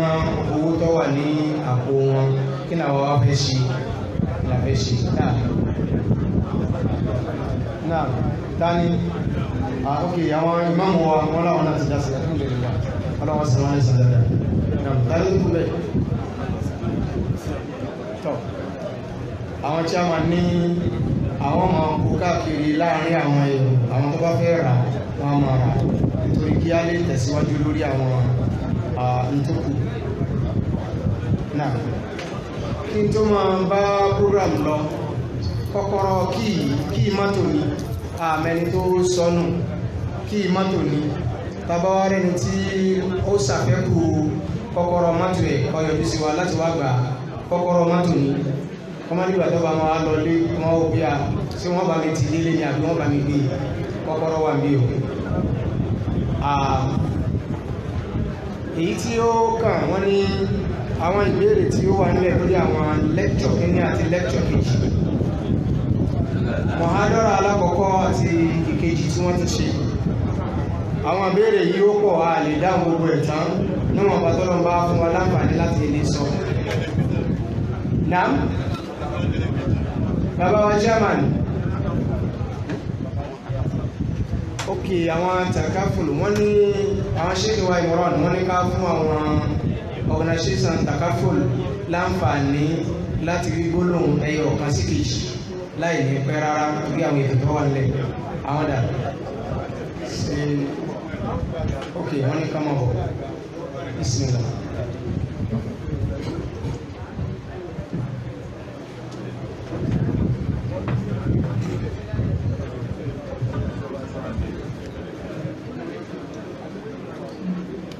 أعوذ بالله من الشيطان الرجيم بسم الله الرحمن الرحيم إن الحمد لله نحمده ونستعينه ونستغفره ونؤمن به ونتوكل عليه ونعوذ بالله من شرور أنفسنا ومن سيئات أعمالنا من يهده الله فلا مضل له ومن يضلل فلا هادي له ونشهد أن لا إله إلا الله وحده لا شريك له ونشهد أن محمدا عبده ورسوله adáwọ̀pẹ́ fún ọlọ́run aṣèké àtìkẹ́ fún anábà Muhammad sallallahu alayhi wa sallam ní àkọ́kọ́ náà mo fẹ́ fi àsìkò yìí kí àwọn ṣíàmánu wa tẹ̀ní fadilatu Sheikh Hadiyatullah mo sì ti àtàrà wọn náà mo fi kí àwọn bàbá wa tí wọ́n gbà wá lálejò kí ọlọ́run ọba ní kí ọlá kí ó má ṣe àbá dúró tì wọ́n lidhikr waqt ọlá àìsí àsìkò ọ̀pọ̀lọpọ̀ wa ó ṣeé ṣe ká máa gbọ́ nǹkan tí wọ́n ń pè ní takaful àmọ́ kí a máa wò ó pé kí ni takaful gan kí ló jẹ́ àmọ́ nínú àánú ọlọ́run ní kọ́pọ̀lọpọ̀ wa mọ nǹkan tó ń pè ní insurance àmọ́ kí ni ìyàtọ̀ insurance àti takaful nínú sharia Islam ó mú àwọn nǹkan mẹ́ta kan tó jẹ́ wípé a rí nínú insurance tó mú insurance di haramu fáwa mùsùlùmí àkọ́kọ́ ń bẹ òun ni nǹkan tí a mọ̀ sí al-gharar a rí nínú insurance tó yàtọ̀ sí takaful bákan náà a rí nǹkan tí a ń pè ní al-maisir èyí tí ó ń jẹ́ gambling bẹ́ẹ̀ náà dẹ̀ ní a rí nǹkan tí a ń pè ní ar-riba gbogbo eléyìí pátápátá ló ní ẹ̀rí nínú tírà Ọlọ́run àti nínú sunnah Nabi sallallahu alayhi wa sallam tábà wo al-maisir Ọlọ́run bá sọ fún wa nínú suratul Ma'idah Ọlọ́run ní ya ayyuhal ladhina amanu إنما الخمر والميسر والأنصاب والأزلام رجس من عمل الشيطان gbogbo eléyìí òun la yọ kúrò nínú insurance tó jẹ́ kí takaful yàtọ̀ bákan náà tá a bá lọ wọnú Suratul Baqara nígbà tó Ọlọ́hun bá ń ṣàlàyé rìbá fún wa Ọlọ́hun bá ní wa halallahu al-bay'a wa harrama ar-riba àmọ́ tá a bá lọ wọnú insurance níbo ni wọ́n invest wọ wá sí eléyìí òun nìkan táwọn ń ṣe àmọ́ nínú sharia Islam gbogbo nǹkan tí wọ́n bá ti pè ní takaful àwọn lajnatu shar'iyya àwọn tí wọ́n jẹ́ bí advisory council of experts wọ́n máa wo gbogbo nǹkan tí wọ́n ń ṣe ibi tí wọ́n ń náwó sí àti ibi tí owó wọn ń wọ̀ wọ́n á wò ó fínífíní pípé ṣé kò ṣe àwọn ibi tí ṣẹ̀ríà ni a máa fowó sí wọ́n lè fowó sí ilé ọtí wọ́n lè fowó síbi tí wọ́n bá ti ṣe betting àti bẹ́ẹ̀ bẹ́ẹ̀ lọ. bákan náà téèyàn bá wá wò á wò pé èmi lẹ́yìn kí n ṣe insurance mọ́tò mi ó sì ti tán bẹ́ẹ̀ ni o lè ṣe insurance mọ́tò ẹ kó sì tán àmọ́ ìyàtọ̀ tó tún wà nínú insurance ìyàtọ̀ sáwọn tó kù ni pé owó tó kó fún insurance bó o bá ti kó fún wọn báyìí o transfer gbogbo ìgbésí ayé tó bá ṣe é o sẹ́ẹ̀dì ẹ̀ sí wọn ni bí nǹkan yẹn bá ṣẹlẹ̀ ń fọ́ lówó padà láti pé kí wọ́n fi indemnify ẹ̀ àmọ́ tí ò bá wá ṣẹlẹ̀ ńkọ́ tọ́ kọ fún wọn nìyẹn àmọ́ nínú Islam rárá owó tó kó fún ṣẹ́ríkà takaful kọ́ ló ní owó rẹ̀ náà ni torí pé gbogbo ń táwọn ń ṣe kò ju wípé wọ́n jẹ́ gẹ́gẹ́ bí wákìl tí wọ́n ń ṣe wàkálà lórí nǹkan tó gbé sí wọn tí wọ́n bá tó bá ti sanwó iṣẹ́ wọn fún wọn gbogbo ń tó kù àwọn náà ní ìwọ ló ní nǹkan rẹ̀ ọlẹ́ ilé ló fi jẹ́ wípé in tí wọ́n máa gbé lórí wọ́n máa gbé lórí ta'awun níbàámu sí tọ́lọ́wọ́ ọba àríkẹ́ ọlá sọ wípé wa ta'awanu 'ala al-birri wat-taqwa wa la ta'awanu 'ala al-ithmi wal-'udwan eléyìí tẹ́ ẹ bá wá sanwó tí wọ́n wá kó sí inú àpò kan tó bá wá dé parí ọdún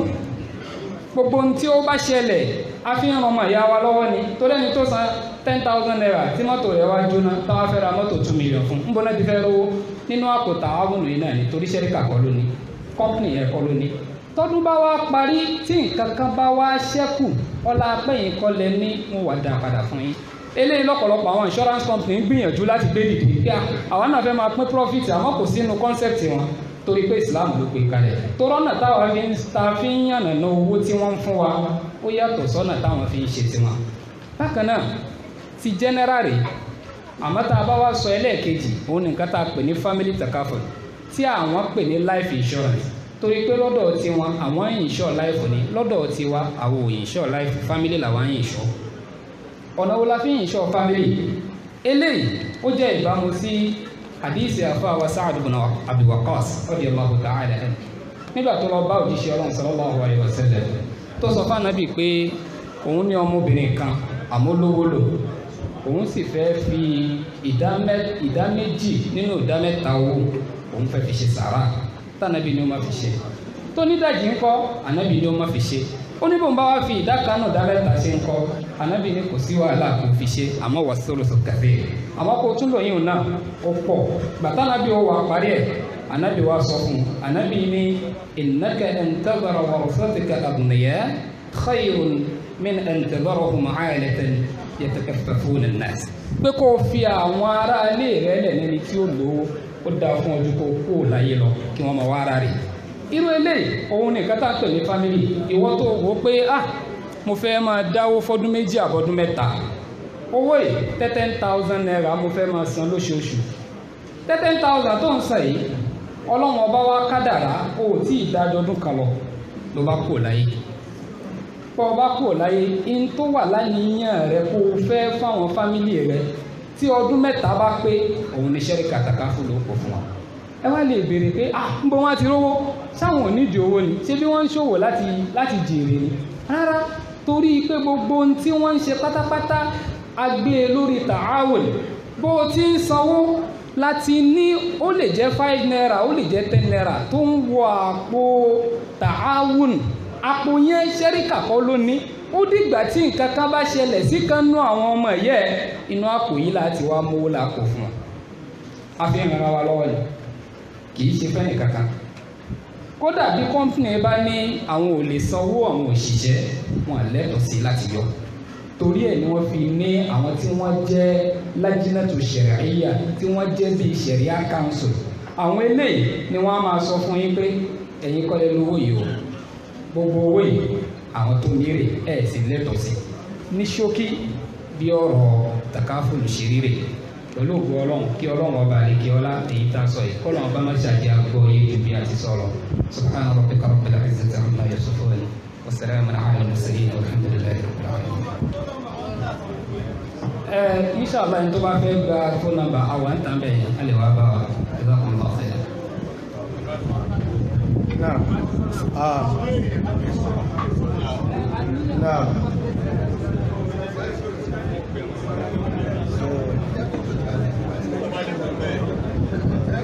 Order. Okay, 090 577 67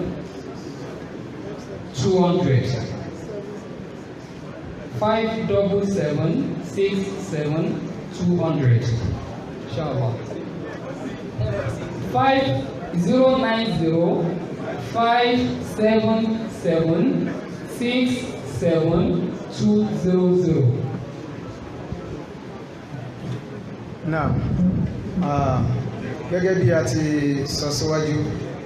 nínú àwọn ìbéèrè tí ó wà níbí torí ó pọ̀ ọkàn ní ká sáré sọ díẹ̀ ń bẹ torí àsìkò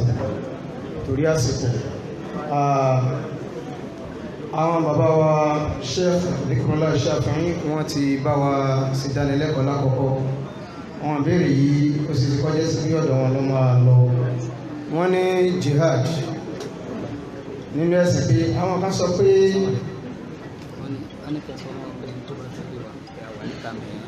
wọ́n lẹ́ni tó bá fẹ́ rí àwọn takaful bá ti sọ̀rọ̀ ibi ẹ̀ lọ rí wọn níta wọ́n ní stand ní ìtàmbẹ̀ yẹn ká lọ rí wọn pẹ̀lú àwọn àlàyé tá bá fẹ́ béèrè sọ wọ́n wá ní jihad a gbọ́ pé àwọn kan sọ pé a lè tí máa jà nísìn gẹ́gẹ́ bí pé à ń jà jihad torí pé a ní nǹkan ogun lọ́wọ́ a sì ṣe nǹkan ogun kódà a lówó tá a fẹ́ rà kalẹ̀ bó láti wá fẹ́ lẹ́tọ̀ọ́ tá a fẹ́ lọ jà jihad ẹlẹ́ẹ̀kejì àkídà wa understanding of Islam wa kò tí ì tún sí látún bára wa sọ yìí ọ̀nà dàtàbí gbàjá jihad tí a bá fẹ́ jà ṣé ká máa wá wòran báyìí náà ni káwọn ọ̀tá sì máa bò wá mọ́lẹ̀ báyìí àbí kí la fẹ́ ṣe so wọ́n ní ìbéèrè kan nù lẹ́yìn náà wọ́n ní ìbá béèrè mẹ́ta bóyá máa ra pọ́ọ̀sì díẹ̀ kọ́ mọ́ bá pọ̀ jùlọ wọ́n ní à ń gbọ́ nígbà tẹ́ ń sọ̀rọ̀ ìyẹ̀ndàkọ̀ ikhwan àwọn ọmọ wọn tí ń jẹ́ báyìí àwọn ṣẹ̀ṣẹ̀ ń gbọ́ ní gbogbo àwọn ọmọ wọn gbogbo ni wọ́n ti jẹ́ gan kẹsàlàyé àwọn ikhwan fún wa lẹ́yìn náà wọ́n lè fi Sheikh wa Qaradawi ẹ̀fín ti sí ọ̀dọ̀ yín pé àfáyín ni ta ní jẹ́ Sheikh Qaradawi gan àwọn ọmọ wọn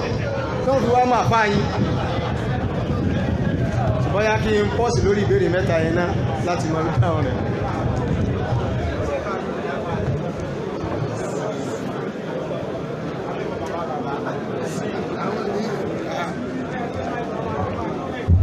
أعوذ بالله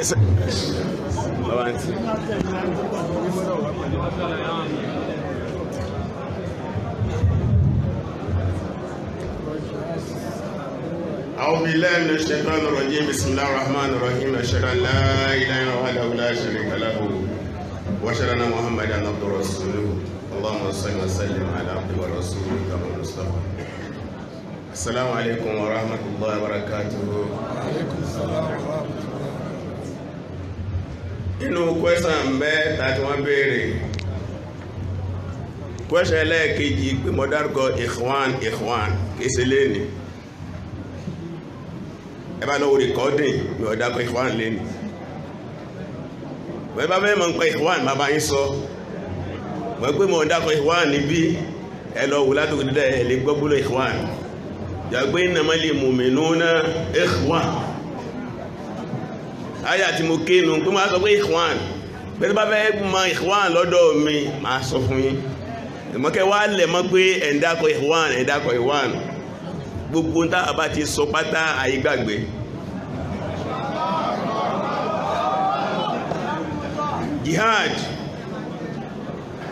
jihad níbi táwà gbọ́ jihad yìí sí kọ́lẹ̀ sí gbé sí jihad ò túmọ̀ sí ìmọ̀ àtàdá nìkan ìgbóró jihad ó ní kéèyàn sapá sójú ọ̀nà Ọlọ́run jẹ́ jihad ni ẹ striving to the way of Allah jẹ́ jihad ni ẹ èyí tí àwọn àfáà wá ń ṣe ń bí lọ́wọ́lọ́wọ́ báyìí ní òmìnira jihad ọmọ jihad ilimi jihad tima ọmọ jihad limali tówó ọmọ jihad siyasi tí òṣèlú ọmọ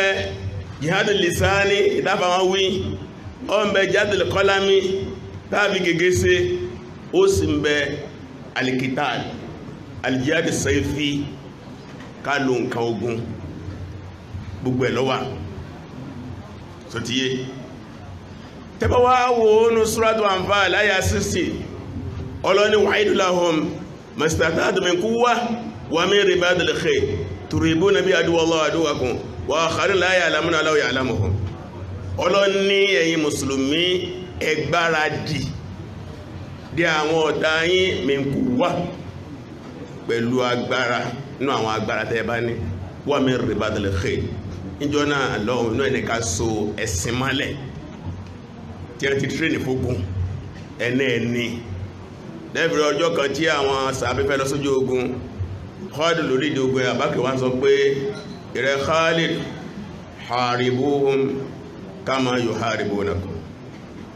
bí wọ́n bá sì jẹ́ lógún náà lógún as-sayf bis-sayf tí wọ́n bá lò ìdá ìlúdà tí wọ́n bá lò ọ̀nà nìkẹ́ lò ìbẹ̀ làwọn afá àti mú wípé a ò lè ṣe jihad láì múra rẹ̀ lẹ̀ nínú àgbọ́ jihad lọ́dọ̀ àwọn afẹ́ẹ̀sìn ó ní pé jihad wà látàyé ànábì yóò sì máa bẹ̀lọ́ tí ìdàlìkíámà inú sọ́yìn Muslim bàbá wo Riyadus Salihin ààrẹ ń gbà tí ìjọ fati Makkah ànábì ní la hijrata ba'da al-fath walakin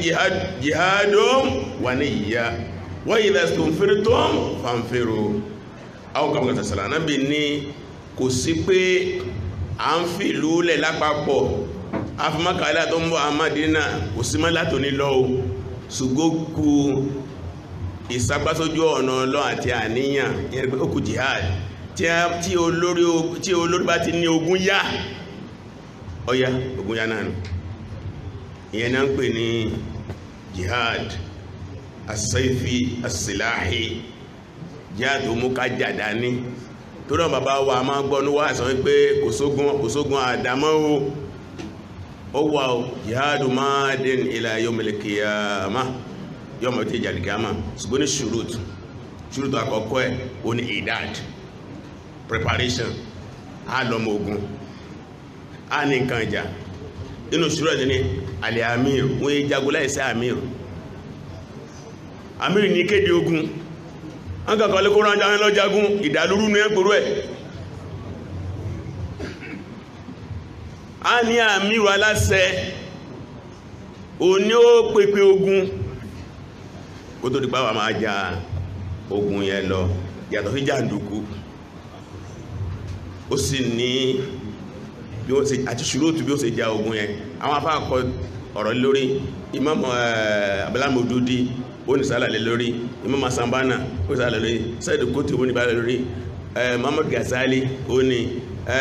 Al-Buti ó ní àti bẹ́ẹ̀ bẹ́ẹ̀ lọ́nà àwọn ulama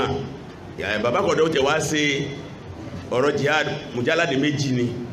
Yusuf Qaradawi mujalladi kọ̀ọ̀kan ò ní 500 pages lọ́sí gbogbo ìnápẹ̀ ní fíkíù jihad Abdulhalim Mahmud Abdulhalim ọ̀nà ní bẹ́ẹ̀ àwọn afọ́ oríṣiríṣi wọn ni àwọn àbá náà ti pàṣípàlẹ̀ lórí ẹgẹ́dẹ́ bàbá Mbas wọ́n bátálẹ̀ lórí bàbá Albani wọ́n bátálẹ̀ lórí bàbá Usaimin wọ́n ní fàtíwálẹ̀ ní orí Imam Salituti wọ́n ní fàtíwálẹ̀ lórí àti bẹ́ẹ̀ lọ nínú àwọn àyíma gbogbo masábìlì àríbá ló ní kìtàbìlì jihad ní mọ́sá Muhammadu Muhammadu ọwà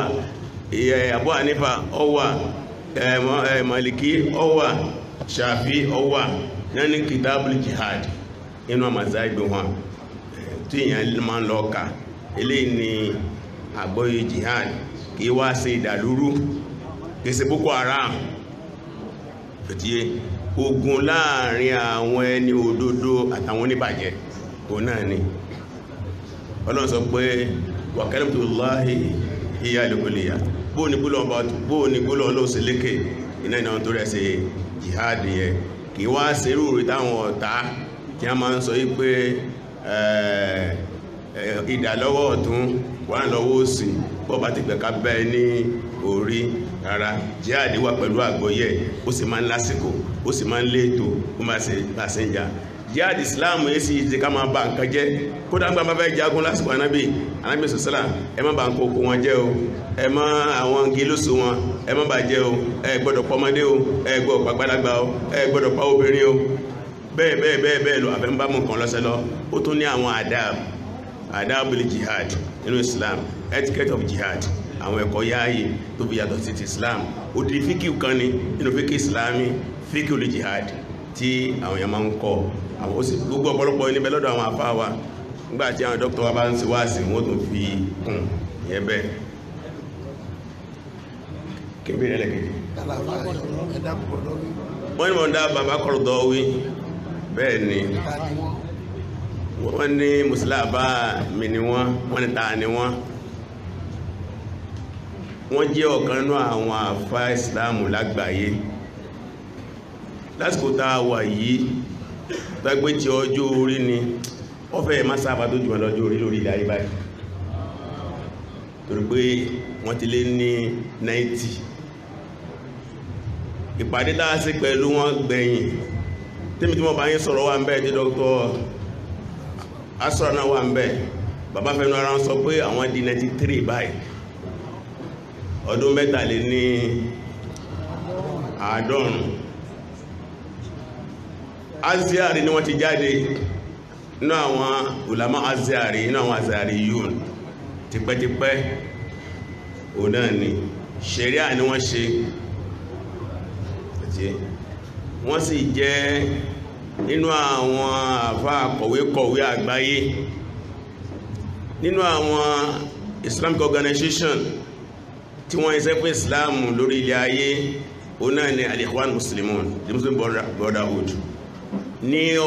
àwọn ibi tí àwọn ìjọ yẹn ní bàbá jẹ́ ara wọn nípìlẹ̀ nígbà bá ti wà ní second school iná ni wọ́n ti bá Ikhwan pàdé tẹ́ ti wà nínú Ikhwan títí tí a fi di àfà ńlá tó gbé ìjà àfà rẹ̀ tó wá ju Ikhwan lọ wọ́n wá padà di àfà umma tó gbẹ́jọ́ kan wọ́n ní ana akbaru min al-ikhwan ana imamul umma èmi yóò ẹgbẹ́ kan àṣẹ ẹgbẹ́ kan kò tó mi mọ́ mo ti ju ikhwanu lọ àfá gbogbo ayé ni mo jẹ́ àwọn ni a dá al-ittihad al-alami lil muslimin ìrànlẹ̀ àwọn àfá àgbáyé tí a máa ń ṣe mítìnì ní 2004 òun náà ni wọ́n dá ẹgbẹ́ ilẹ̀ ìpàdé tá a sì gbẹ̀yìn fáwọn àfá àgbáyé káàkiri orílẹ̀ ayé gbogbo tí jẹ́ orílẹ̀ ayé nìsìn kò dín ní 2,500 scholars ẹgbẹ̀rún méjì àtọgọ́rùn márùn àwọn àfá àgbáyé ní mítí tá a sì gbẹ̀yìn ní Istanbul mẹ́tí jẹ́ bàbá Qaradawi nìyẹn gbogbo àwọn àfáà tí wọ́n ti lọ ní wọ́n gbà wọn láàfáà bàbá Bin Baz wọ́n gbà wọn láàfáà bàbá Uthaymin wọ́n gbà wọn láàfáà bàbá Albani gbà wọn láàfáà wọ́n jọ máa ṣe jókòó ni wọ́n jọ jẹ wọ́n jọ mu ni gẹ́gẹ́ bí tí mo gbọ́ mi ìsáàdì ń gbà yẹn wọ́n nígbà tí bàbá Bin Baz kú tí wọ́n fẹ́ sin wọn lọ́ba ní kí wọ́n bá ní gẹ̀ wọ́n nínú ọjọ́ ń retí tí a dá òkú lóde bàbá kọ̀dọ̀ jẹ́ kan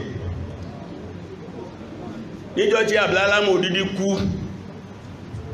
o ní àfá tó líìdì irun sí Abdulsalam Odidi lára eléyìí o ní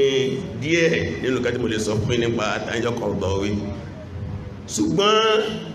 nígbàtí wàhálà tí àwọn Dr.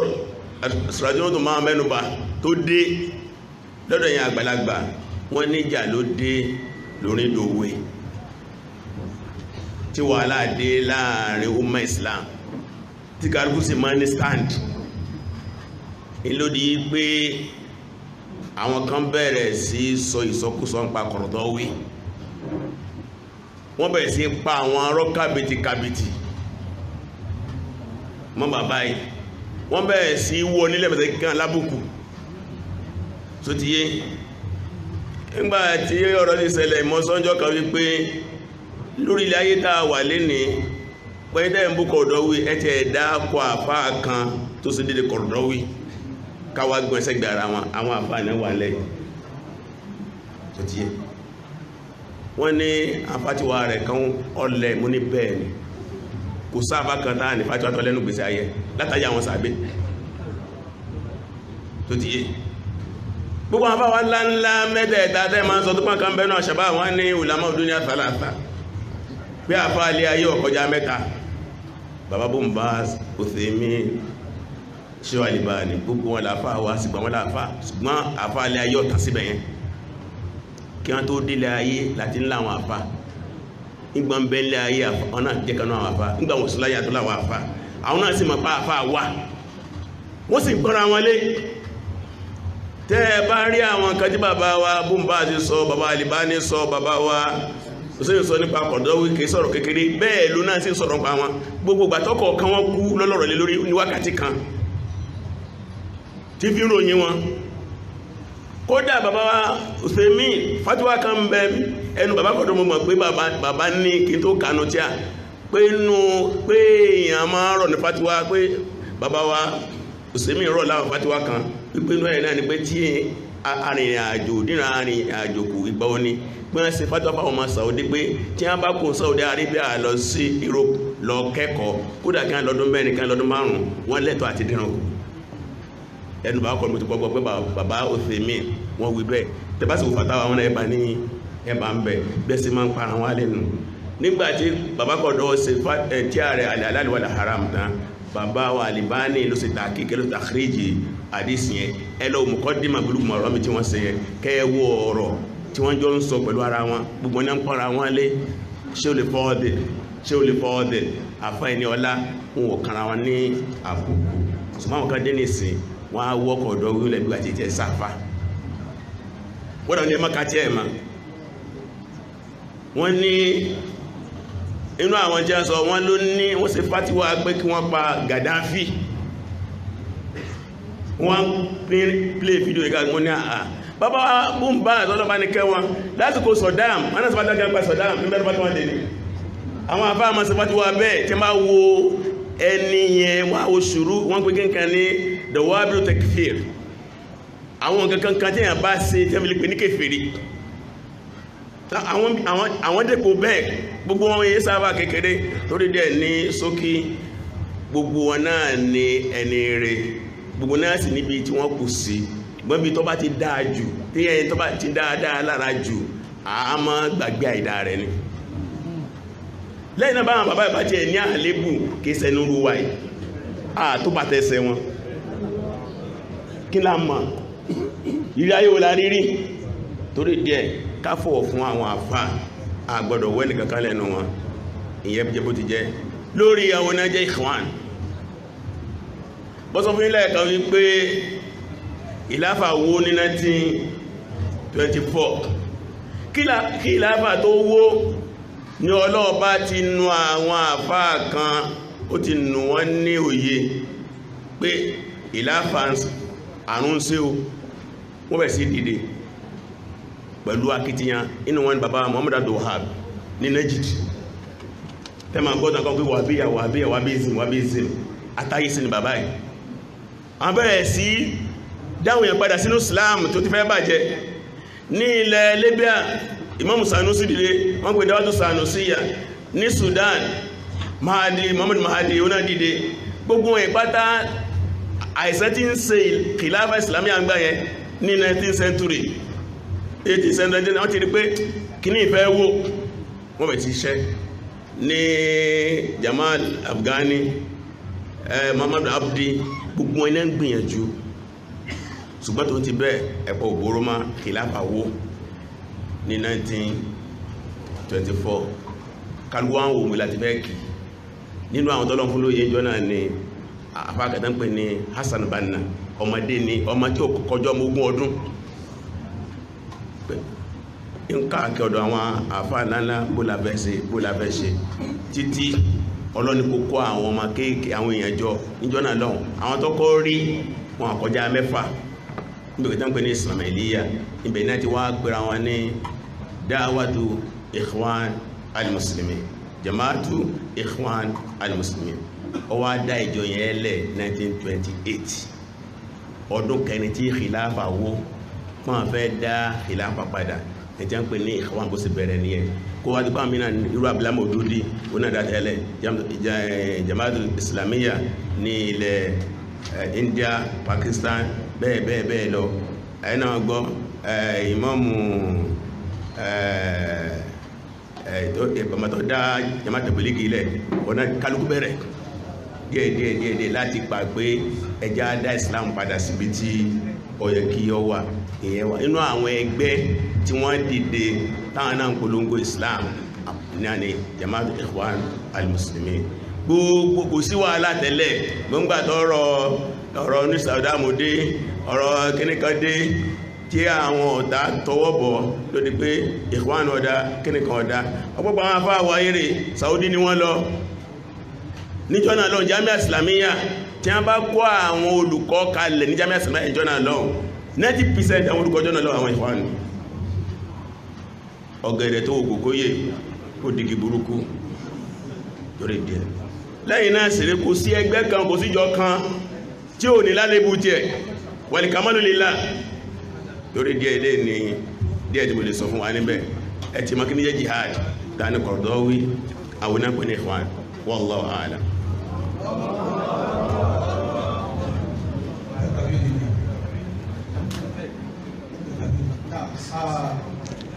nínú àwọn abẹ́rẹ́ tí ó wà ní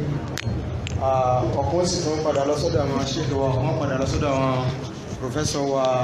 Kòrèdé lọ́njẹ́ láàrin wọn pẹ́. Ìbéèrè alákọ̀ọ́kọ́ tí máa tún darí lọ sọ́dọ̀ àwọn ṣéèkì wa ò ní pé ọ̀pọ̀lọpọ̀ àwọn ọmọ wa níbí ní Nàìjíríà ń bí wọ́n ń lọ fún Islamic study so tí wọ́n bá wá jáde pẹ̀lú ìgbìyànjú tí ẹni ká máa ní lórí ẹ̀sìn tán bá jáde wọn ìrírí iṣẹ́ mọ́ kí ni àwọn ìgbìyànjú táwọn ọmọ yìí táàfin ní jẹ́ sí pé èròǹgbà àwọn yìí tí ó fi máa kú lọ. Ẹlẹ́ẹ̀kejì lórí ọ̀rọ̀ wọn ni pé bá wo ọ̀pọ̀lọpọ̀ primary and secondary school nísìn kò sí IRS teachers níbẹ̀ rárá àwọn ọmọ wa là ń sìn kó lọ sí ilé ẹ̀kọ́ kó lọ ti fẹ́ lẹ́sìn wọn sì wá lè kéwú mọ́ kò sí lè kéwú inú ilé ìwé tàbí olùkọ́ ọmọ kan ní IRS kò sí mọ́ bóònù ọmọ wa yóò sì lè ṣòfò nípa ìbéèrè ẹlẹ́ẹ̀kejì tí wọ́n fẹ́ darí sọ́dọ̀ àwọn pòfẹ́sọ̀ wa Kòrèdé ó ní pé àwọn ní nílẹ̀ Yorùbá wa yìí àwọn tradition wa àṣà wa nílẹ̀ Yorùbá tó jẹ́ sí pé ó fara kín àwọn ẹbọ pẹ́pẹ̀pẹ́pẹ́pẹ́ ó sì ti mọ́ gbogbo wa lára ẹ bá wa ṣàlàyé bó láti máa yọ àwọn àṣà wọn yìí láti máa yọ wọ́n lẹ̀ nílẹ̀ Yorùbá wa tá a wà yìí gẹ́gẹ́ bí àwọn àlàyé tí ẹ ti ṣe síwájú fún wa ọ̀nà wo lágbà láti mórí bọ́ nínú àṣà Yorùbá tí ń bẹ́ẹ̀lẹ̀ náà. Gẹ́gẹ́ bí ìbéèrè àkọ́kọ́ pé àwọn ọmọ wa tí wọ́n lọ sí Islamic study ní skul wọn ríṣẹ́ kí la fẹ́ ṣe sí àkọ́kọ́ mẹ́rin wípé ó ti yàtọ̀ sí tẹ́lẹ̀ ń wo iṣẹ́ rárá wọ́n ti ń ríṣẹ́ ní ìsìnkú tí tó ní ó dọ́ ní tẹ́lẹ̀ kìí sí rárá bó ti ń wà ní ìsìn ìmọ̀ràn àkọ́kọ́ ṣẹ́rí ìlú tá a bá wà gbọ́dọ̀ fi ọ̀rọ̀ lú wa ṣeré inú tí ó jẹ́ kọ́pọ̀pọ̀ ríṣẹ́ tó gbé wọn kàwé mọ́ ìjọba ò sì recognize kí ó yẹn pẹ́pẹ́ bá jáde yunifásitì ní ìsìn tẹ́nìkan sì lọ sí dáárù ọ lọ sí madul arabic market lọ́dọ̀ ìjọba nǹkan kan náà ní wọ́n yìí gírèdì wa gẹ́gẹ́ bí wọ́n ṣe gírèdì àwọn oníwèé ẹgbẹ́ wọn tó bá ti gbọ́ di wípé gbogbo àwọn tí wọ́n wá lọ tí wọ́n múwèé mọ́ wọ́n ríṣẹ́ a gbọ́dọ̀ mọ̀ yẹn tó dẹ̀ láti dá àwọn ọ̀pọ̀lọpọ̀ àwọn skúl nísìn tí wọ́n ń kàwé jẹ́ ń kéwú, wọ́n lè sọ Lárúbáwá, wọ́n lè sọ Gẹ̀ẹ́sì. tá a bá ti dàgbàsókè sí ń bẹ̀ yẹn ayàtọ̀. àwọn ilẹ̀ Lárúbáwá kan náà ti bẹ́ ní ìsìn tẹ́ bá lọ bẹ̀ méjì ni wọ́n kọ yín, bí a bá tó fẹ́ fún yín sàdéjì méjì ni wọ́n fún yín, wọ́n fún yín sàdéjì Ìngìlísíyà, wọ́n fún ní Àràbíyà, tó bá dé ilẹ̀ ìwọ̀n bá ń bèèrè bẹ̀ ilé. lẹ́yìn náà àwọn tí wọ́n jẹ́ olówó láàrin wa ó ṣe pàtàkì ká ní project fáwọn kan yẹn. kódà gbà mí ń bẹ táwọn yẹn bá kí ó tán a tún lè jẹ́ kí wọ́n fi àwọn ṣẹ́ kan kún. ẹni ó kí ó tú ò lè tẹ kọ̀ǹpútà, àwọn ṣẹ́ kan bẹ ẹlòmíì ó lè ṣiṣẹ́ lẹ́mbàsì, ṣùgbọ́n gbàjọ́ ọba ti ní àwọn nǹkan mẹ́tọ́ ẹkún ní pẹ̀lú ẹ̀ á láti máa fi gbogbo irú ẹ̀ náà kún. ọ̀rọ̀ yẹn ni ká ní àwọn muasasa, àwọn foundation tí ó àwọn nǹkan tó kù lára àwọn èèyàn tí wọ́n fi kájú ẹ̀. lẹ́yìn náà ni pé káàdì máa pé kìí sí gbogbo àtàbá ti kéwú tán iṣẹ́ oṣù náà ni, kìí sọ̀rọ̀ kọjá sí oṣù. àwọn kan mí náà mẹ́ta lè fi kéwú ṣe táàbí Islam sọ ti ṣe jẹ́ ìbòdì bàbá tó ṣiṣẹ́ oṣù. gbọ́n gẹ́gẹ́ bí jẹ́gbìn sí alọ́pọlọ ó ní pé bàbá ti kàwé tán, bàbá ti kéta gbọ́ sí oṣù. ibi àwọn tí wọ́n kàwé náà ebi ní àìpẹ́ ní Dangote bí ọdún mélòó kan ló ń fẹ́ gba dírẹ́fà, PhD apply for driving. gbogbo aláàrí wọ́n sọ yé PhD, wọ́n sọ yé master, wọ́n sọ yé degree tó pọ̀sáfẹ́ mọ́ wa mọ́tò ń bí a bá ilé ayé wa nìyẹn. lẹ́yìn náà ká sì máa gbìyànjú láti lè dá dúró. èèyàn lè ké ó dán kó dún dàgbẹ̀, kò sálẹ̀kùn bẹ́ẹ̀,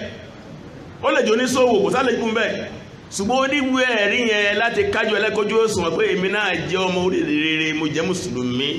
níjọ́ wọn bá ní ìdíwé ẹ̀rí amújáde gágà gbogbo wa tábátá ti ń jáde lé kí ó táà ń jáde skul a máa lọ rí sẹ́ni, kò sí sẹ́ńbì kankan, ìjọba ò níṣẹ́ tí ń fún yàn. ọ̀pọ̀lọpọ̀ ní ìtàwọn wá ti jáde yunifásitì ilé wọn jókòó sí. àdáwùtọ́ kan lónú ọ̀rọ̀ ni kí a ronú mùsùlùmí community kọ̀ọ̀kan, àwọn olókọ̀ kan, kí ní a tún lè ṣe ká tún dá àwọn kankan sílẹ̀, ká sì tírẹ́nì wọn kí wọ́n lè wúlò. ìyẹn jẹ́ bí ó ti jẹ́ lórí ọ̀rọ̀ Islam study, especially ládùúgbò wa ń bí, lẹ́kọ̀ọ́ wa ń bí. àwọn ṣéwé Ìmọ̀ràn ni wọ́n gbogbo tá à ń sọ yìí, a ti ń gbìyànjú lé lórí ti pẹ́ láti ayé Fáṣọlá nínú complain dáàmà complain ni, ṣùgbọ́n tó ti bẹ́ẹ̀ kò tí ìgbésẹ̀ kó rí. nígbòdá yá ń bòdé náà tó sọ̀rọ̀ lé lórí, àwọn náà dákẹ́. a sì máa fún wa ní ìmọ̀ràn Jákàndé project. nínú tí Jákàndé ṣe dáwọ̀ lè gbàgbé àwọn mùsùlùmí jẹ́ kan.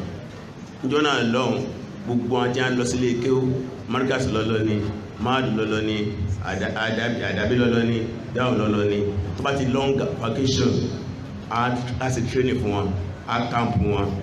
gbogbo àwọn tààtà àtọ́yìnbó a kọ́ wọn. látara bẹ́ẹ̀ bí ọba ti di pé wọ́n sì náà fún ọjà ń pàṣẹ, wọ́n sọ di secondary school teacher for Arabic, for Islam study. àwọn ọ̀rẹ́ mi tí ó di 5 láti gba PhD lẹ́nu ọ̀nà tí wọ́n tọ̀nù ìlú iná làwà Jákàndé project. torí díẹ̀